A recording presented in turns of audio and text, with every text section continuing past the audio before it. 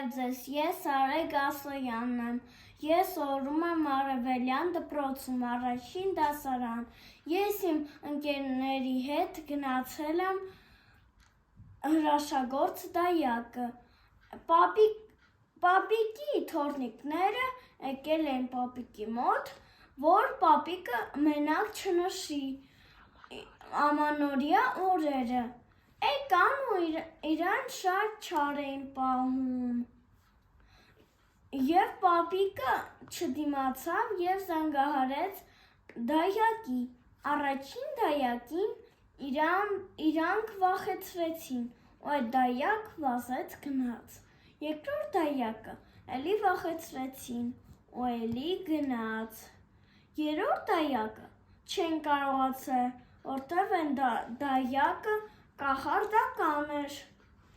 ինքը ուներ կախարդական փայտիկ, որով ինքը կարող էր բան անել,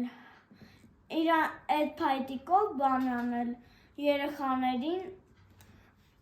անել, խփի փայտիկով գետինը և իրան այդ բանը կանեին, այսքանը և այդ դայակը չէր կարողացել գնալ և երեխաները հասկացան, որ էլ տենց չի կարելի ու այն մյուս դայակներին ասեցին ներողություն ու այդ դայակները